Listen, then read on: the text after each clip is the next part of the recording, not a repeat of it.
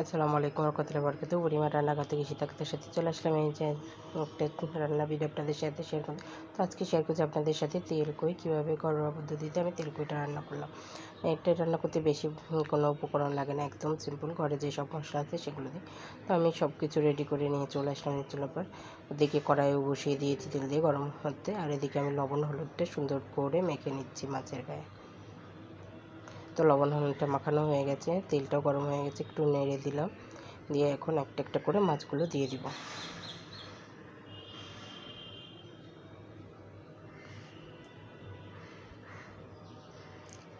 বেশি করে না, মিডিয়াম মতো ভাজতে হবে, আবার একেবারে হালকাও না, মানে আপনারা যে যেরকম ভাজাটা খাবেন সেরকম। তো আমি মিডিয়াম মতোই ভাজবো। তো এই যে মাছগুলো উল্টিয়ে দেবো, ওই পিঠটা হয়ে গেছে। তো আমি দুই পিঠে এরকম করেই ভেজে নিব। তো খুব সাবধানে উল্টিয়ে দিচ্ছি যাতে তেল হাতে এসে না লাগে। আর এটা রান্না করতে সরিষার তেল দিয়ে রান্না করলে বেশি ভালো হয়। আর যদি সমস্যা হয় তাহলে সরিষার তেল বাদ দিয়ে সাদা তেল মানে সয়াবিন তেল দিয়ে রান্না করতে পারেন। তো আমি আজকে সয়াবিন তেল দিয়েই রান্না করব, সাথে একটু সরিষার তেল মিক্সড করব।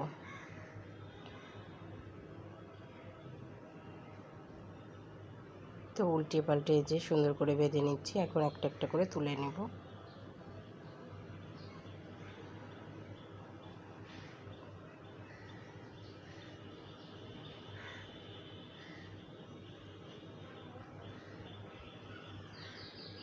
তো এই যে তুলে নেওয়া হয়ে গেছে, দেখুন কতটা তেল আছে। আর আমি এর ভিতরে একটু সরিষার তেলও অ্যাড করে দিয়েছি। তো এখন এই যে আমি 2 টেবিল চামচ পেঁয়াজ বাটা দিয়ে দিচ্ছি। এখন এটাকে নেড়ে দিচ্ছি, নাহলে তেল ছিটবে।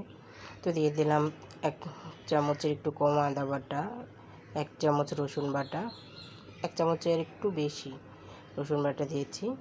তো এটাকে নেড়ে মিক্সড করে নিচ্ছি।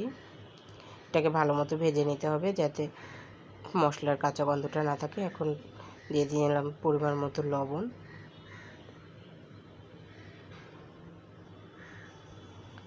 এখন এক এক করে সব মশলা দিচ্ছি। এখানে আমি বাটা মশলা ইউজ করছি মরিচের। তো বেশ 1 চামচের একটু বেশি মরিচ বাটা দিয়েছি। তো আমার মশলাটা সুন্দর মতো কষানো হয়ে গেছে, মানে ভাজা হয়ে গেছে, কাঁচা গন্ধটা চলে গেছে। এই পর্যায়ে দিয়ে দিলাম হলুদ 1 চামচ, 1 চামচ জিরা, 1 চামচ ধনিয়া। এখন সুন্দর মতো মশলাটাকে মিক্সড করে নিয়ে কিছুক্ষণ ভেজে নেব, যাতে এটারও কাঁচা গন্ধটা, মানে ফাঁকির একটা গন্ধ থাকে, সে গন্ধটা চলে যায়। তো আমি ভালো মতো ভেজে নিয়ে এখন দিয়ে দিলাম একটু পানি, ভালো মতো কষিয়ে নেওয়ার জন্য। আরও ভালো করে কষিয়ে নেওয়ার জন্য দিয়ে দিচ্ছি পানি। এখন ঢাকনা দিয়ে কিছুক্ষণ এই মশলাটা কষিয়ে নেব।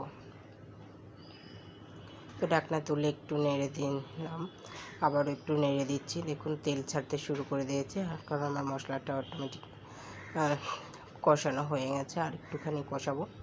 তো বুড়িমার রান্নাঘর ইউটিউব চ্যানেল যারা এখনও সাবস্ক্রাইব করেনি, দ্রুত সাবস্ক্রাইব করে নিন, আর কমেন্টসের মধ্যে আপনাদের মতামত জানান।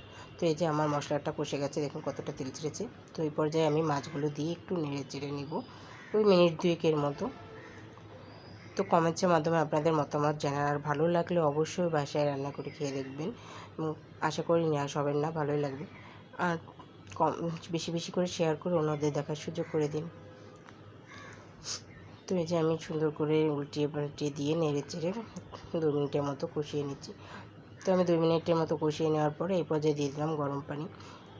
তো এটা যেহেতু ভাজা মাছ, বেশি লাগবে না, আমি অল্প পরিমাণেই পানি দিয়ে দিলাম। এই পর্যায়ে আমি ঢাকনা দিয়ে কিছুক্ষণ রান্না করব।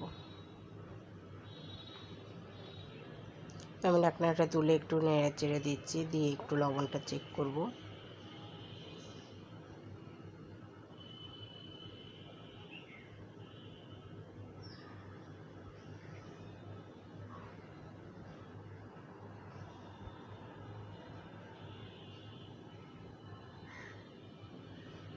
আমি আবারও একটু নেড়ে চেড়ে দিলাম, আর লবণটা একদম ঠিক আছে। তো এই যে দেখুন একদম সুন্দর মতো তৈরি হয়ে গেছে তেলকই। আর এই যে তেলটা উপর দিয়ে ছাড়তে শুরু করে দিয়েছে মশলা। দেখতে যেমন লোভনীয় হয়েছে, খেতেও কিন্তু দুর্দান্ত হয়েছিল। আর ঝাল ঝাল একটা ব্যাপার ছিল, সেই মজার। তো গ্যাসটা অফ করে দিলাম, যেহেতু আমার রান্নাটা কমপ্লিট। একদম অল্প সময়ের ভিতরেই হয়ে গেল ঝটপট আমার তেলকই। তো এই ছিল আমার পুরো ভিডিও। তো পুরো ভিডিওটা ধৈর্য সহকারে না টেনে দেখতে থাকুন। তো এই যে আমার তেল কইটা কেমন লাগলো আপনাদের কাছে সেটা কমেন্টসের মাধ্যমে জানাবেন। তো এই ছিল আমার ঘরোয়া পদ্ধতিতে একদম সিম্পলভাবে তেল কই রান্নার রেসিপি। আজকের মতো এই পর্যন্ত, আবার আরেকটা রেসিপি নিয়ে আসবো। আল্লাহ হাফেজ।